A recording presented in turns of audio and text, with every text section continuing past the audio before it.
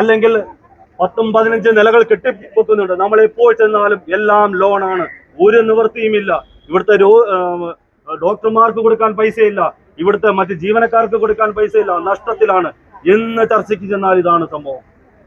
നിങ്ങൾ ഒരു കാര്യം മനസ്സിലാക്കേണ്ടത്, പത്തനംതിട്ട ജില്ലയില് പുഷ്പഗിരി മാനേജ്മെന്റ് മാത്രമാണ് ഇത്തരത്തിലൊരു ധിക്കാര നടപടിയുമായി നിങ്ങളോട് പോകുന്നത്.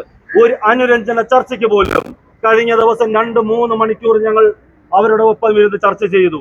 ഞങ്ങൾ എല്ലാ രീതിയിലും സമവായത്തിലെത്താൻ ഞങ്ങൾ റെഡിയാണ്. കാരണം നിങ്ങൾ ഓരോരുത്തരോടും ചോദിച്ച് നിങ്ങളുടെ അഭിപ്രായങ്ങൾ കേട്ടതിന് ശേഷം ആ സമവായത്തിലെത്താൻ പോലും ഞങ്ങൾ തയ്യാറായിരുന്നു. എന്നാൽ നിങ്ങൾക്കറിയാം, ഇവിടെ കുറെ ആൾക്കാരുണ്ട്, നിയമപാലന്മാർ, വക്കീലന്മാർ.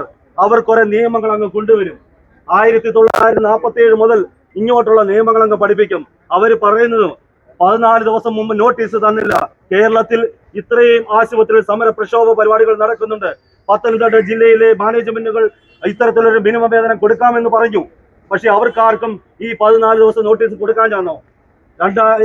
നമ്മൾ ഫെബ്രുവരി മാസം 21-ാം തീയതി നമ്മളൊരു നോട്ടീസ് കൊടുത്തിട്ടുണ്ട്. അതിൽ നമ്മൾ വ്യക്തമായിട്ട് പറഞ്ഞു, ഈ സമരം, ഈ കാര്യം ഇവിടെ അവസാനിച്ചില്ല എങ്കിൽ ഇത് മുന്നോട്ട് പോകും, ഇത് കണ്ടിന്യൂഷൻ ആണ്. അത് കഴിഞ്ഞ് മാർച്ച് 4-ാം തീയതി നമ്മളൊരു ലെറ്റർ കൊടുത്തിട്ടുണ്ട്. അതിലും നമ്മൾ വ്യക്തമായി പറഞ്ഞു, സെക്രട്ടേറിയറ്റ് സമരം കഴിഞ്ഞാലും ഈ ലെറ്റർ പ്രകാരം മുന്നോട്ട് പോകും. വീണ്ടും നമ്മൾ 9-ാം തീയതി മുതൽ ലോക് മാർച്ച് നമ്മൾ പ്രഖ്യാപിക്കുന്നു. ആ ലോക് മാർച്ച് പ്രഖ്യാപിക്കുമ്പോൾ അന്ന് അർദ്ധരാത്രിയിൽ കേരളത്തിലെ വിവിധ മാനേജ്മെന്റുകൾ നമ്മുടെ ദേശീയ നേതൃത്വത്തെയും സംസ്ഥാന നേതൃത്വത്തെയും വിളിച്ചു പറഞ്ഞു, ഞങ്ങൾ ചർച്ചയ്ക്ക് തയ്യാറാണ്, നിങ്ങൾ ലോക് മാർച്ച് അവസാനിപ്പിക്കണം. ആ ഒറ്റ കാര്യത്തിലാണ് തൃശ്ശൂരിൽ നിന്നും തിരുവനന്തപുരത്തേക്കുള്ള ലോക് മാർച്ച് അവസാനിപ്പിച്ച് നമ്മൾ ജില്ലകൾ തോറും അല്ലെങ്കിൽ നമ്മുടെ ഹോസ്പിറ്റൽ തോറും ഡിമാൻഡുകൾ നമ്മൾ അത് തയ്യാറാവട്ടെ എന്ന് വിചാരിച്ചു. അങ്ങനെ കേരളത്തിലെ നിരവധി ഹോസ്പിറ്റൽ നിങ്ങൾ കണ്ടു കാണും. കൃഷ്ണ ഇൻസ്റ്റിറ്റ്യൂട്ട് ഓഫ് മെഡിക്കൽ സയൻസിന്റെ ഫർഹാൻ സാർ പറഞ്ഞത്, ഞാൻ എന്റെ കുട്ടികൾക്ക് അടിസ്ഥാന ശമ്പളം 40,000 രൂപ കൊടുക്കാമെന്നാണ്. എന്തുകൊണ്ട് പറഞ്ഞു? കൊടുക്കാനില്ല, ഇവിടെ കൊടുക്കാനുണ്ട്. ഇവർ ആരോടാണ് പോരുന്നത്? കഴിഞ്ഞ കാലങ്ങളിൽ 2,000, 3,000, 4,000 രൂപയ്ക്ക് ജോലി ചെയ്ത് അടിമകളാക്കി കോടാനുകോടികൾ ഉണ്ടാക്കിയവർ. അവർ അന്ന് പറയുന്നു, ഞാൻ ശരി, ഓക്കെ, 2012-ലും 2013-ലെ ജീവിത സാഹചര്യമാണോ നിങ്ങളുടെ ഇന്നത്തെ? അന്നത്തെ ജീവിത നിലവാരമാണോ ഇന്നത്തെ? അന്നത്തെ നിത്യോപക സാധനങ്ങളുടെ വിലക്കയറ്റമാണോ ഇന്നുള്ളത്? നമ്മൾ മനസ്സിലാക്കണം. എന്തുകൊണ്ട് അനുദിനം ഓരോ ദിനം ജീവിത സാഹചര്യങ്ങൾ മെച്ചപ്പെട്ട് വരുമ്പോൾ അതനുസരിച്ച് നമ്മുടെ ജീവിത സാഹചര്യങ്ങളും മാറ്റമുണ്ടാകണം.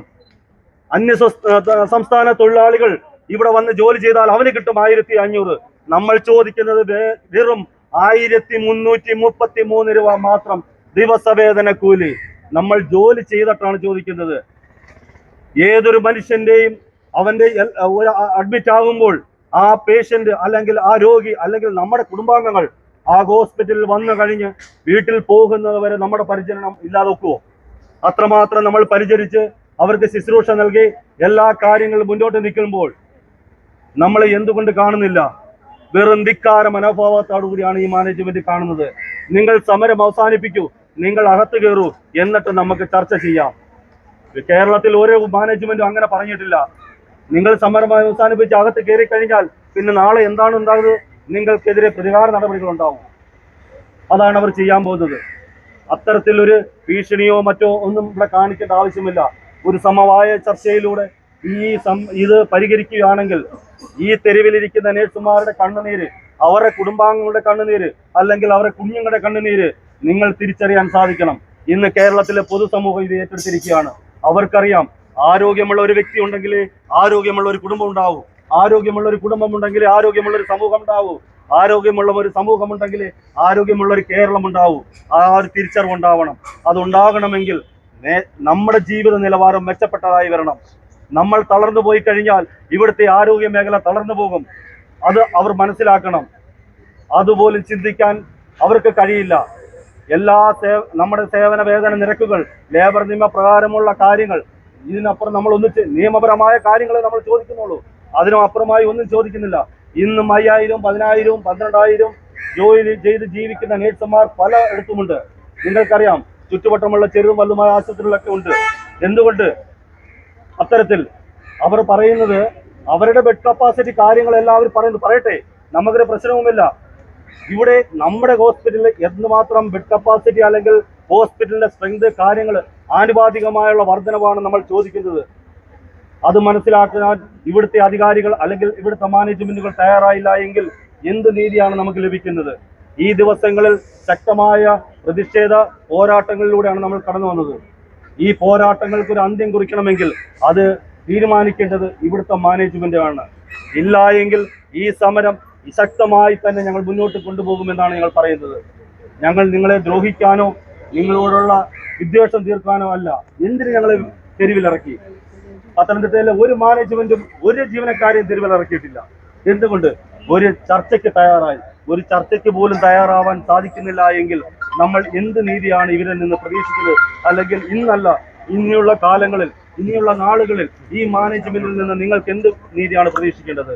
ഒരു നീതി നമുക്ക് കിട്ടില്ല എന്ന ഒരു ഉറപ്പ് നമുക്ക് ലഭിച്ചത് കൊണ്ടാണ് നമ്മൾ ഇതിന്റെ പ്രതിഷേധ പ്രക്ഷോഭ പരിപാടികൾ നടത്തിയത്. ഈ പ്രക്ഷോഭ പരിപാടി അത് നേതൃത്വം നൽകിയത് പത്തനംതിട്ട ജില്ലാ കമ്മിറ്റിയാണ്. ജില്ലാ കമ്മിറ്റി എന്തുകൊണ്ട് ഈ പ്രതിഷേധ മാർച്ച് ഏറ്റെടുത്തു? കാര്യം, പത്തനംതിട്ട ജില്ലയിലെ മുഴുവൻ ഹോസ്പിറ്റലുകൾ മുഴുവൻ ഇവിടെ എത്തും.